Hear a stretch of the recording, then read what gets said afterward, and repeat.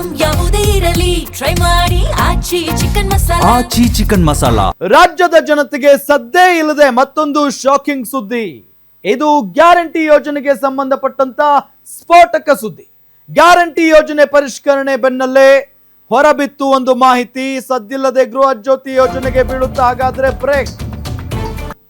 ಈಗಾಗಲೇ ಗ್ಯಾರಂಟಿ ಯೋಜನೆಗಳ ಪರಿಷ್ಕರಣೆ ನಡೀತಾ ಇದೆ. ಇದೆಲ್ಲದರ ನಡುವೆ ಮತ್ತೊಂದು ಸ್ಫೋಟಕ ಸುದ್ದಿ.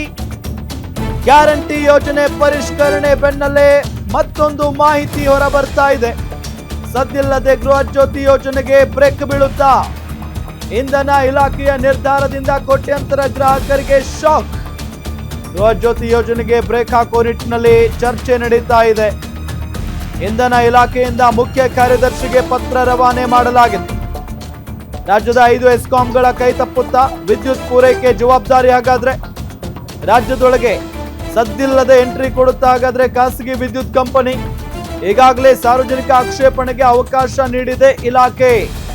ಇದೇ ತಿಂಗಳ 23ರವರೆಗೂ ಸಾರ್ವಜನಿಕ ಆಕ್ಷೇಪಣೆಗೆ ಅವಕಾಶ ನೀಡಲಾಗಿದೆ. ಖಾಸಗಿ ಕಂಪನಿಗೆ ಅವಕಾಶ ಕೊಟ್ರೆ ಫ್ರೀ ಕರೆಂಟ್ ಸ್ಥಗಿತವಾಗಲಿದೆ. ಸೊ ಅಲ್ಲಿಗೆ ಮುಗಿತಲ್ಲ. ಈಗಾಗಲೇ ಒಂದೊಂದೇ ಪರಿಷ್ಕರಣೆಗೊಳಪಡ್ತಾ ಇದ್ದಾವೆ. ಅವರು ಹೇಳ್ತಾ ಇರೋದು ಅನರ್ಹರಿಗೆ ಈ ಯೋಜನೆಗಳು ಸಿಗಬಾರದು ಅಂತ ಹೇಳಿ. ಮತ್ತು ಆ ನಿಟ್ಟಿನಲ್ಲಿ ಅರ್ಹರಿಗೆ ಎಷ್ಟು ಜನರಿಗೆ ಮೋಸ ಆಗುತ್ತೋ ಏನೋ ಗೊತ್ತಿಲ್ಲ. ಸೊ ಇದೆಲ್ಲದರ ನಡುವೆ ಈಗ ಸರ್ಕಾರ, ಇಂಧನ ಇಲಾಖೆ ಒಂದು ನಿರ್ಧಾರ ತೆಗೆದುಕೊಂಡಿದೆ. ಕೋಟ್ಯಂತರ ಗ್ರಾಹಕರಿಗೆ ಇದು ಶಾಕಿಂಗ್ ವಿಚಾರನೆ. ಗೃಹ ಜ್ಯೋತಿ ಯೋಜನೆಗೆ ಬ್ರೇಕ್ ಹಾಕೋ ನಿಟ್ಟಿನಲ್ಲಿ ಚರ್ಚೆ ನಡೀತಾ ಇದೆ. ಇಂಧನ ಇಲಾಖೆಯಿಂದ ಮುಖ್ಯ ಕಾರ್ಯದರ್ಶಿಗೆ ಪತ್ರ ರವಾನೆ ಮಾಡಲಾಗಿರೋದು.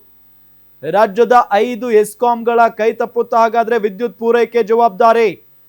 ರಾಜ್ಯದ ಒಳಗೆ ಸದ್ದಿಲ್ಲದೆ ಎಂಟ್ರಿ ಕೊಡುತ್ತಾ ಖಾಸಗಿ ವಿದ್ಯುತ್ ಕಂಪನಿ ಅನ್ನೋ ಪ್ರಶ್ನೆ ಇದ್ದೇ ಇದೆ. ಈಗಾಗಲೇ ಸಾರ್ವಜನಿಕ ಆಕ್ಷೇಪಣೆಗೆ ಅವಕಾಶ ನೀಡಿದೆ ಇಲಾಖೆ. ಇದೇ ತಿಂಗಳ 23ರವರೆಗೂ ಸಾರ್ವಜನಿಕ ಆಕ್ಷೇಪಣೆಗೆ ಅವಕಾಶವನ್ನು ನೀಡಲಾಗಿದೆ. ಕಾರಣದಿಂದ ಸರ್ ಏನಿವತ್ತು ರೈತರಿಗೆ ಸಬ್ಸಿಡಿಯಲ್ಲಿ ಕರೆಂಟನ್ನು ಕೊಡ್ತಾ ಇದ್ದಾರೆ.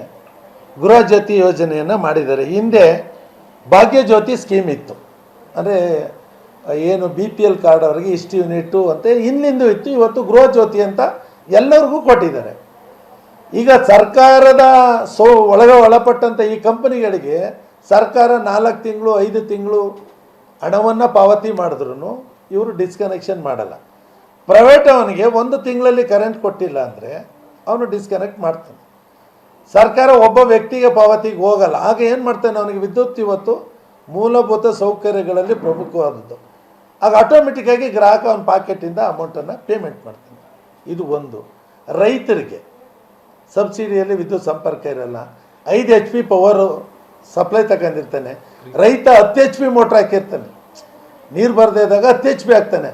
ಇವನು ಅದನ್ನು ಕೇಳ್ತಾನೆ, ನೀನು 5 HP ಹಾಕಿ 10 HP ಹಾಕಿದಿ ಅಂತ. ನಮ್ಮಲ್ಲಿ ಏನಾಗಿದೆ, ರೈತರದ್ದು ಇನ್ಸ್ಪೆಕ್ಷನ್ನೇ ಮಾಡಲ್ಲ.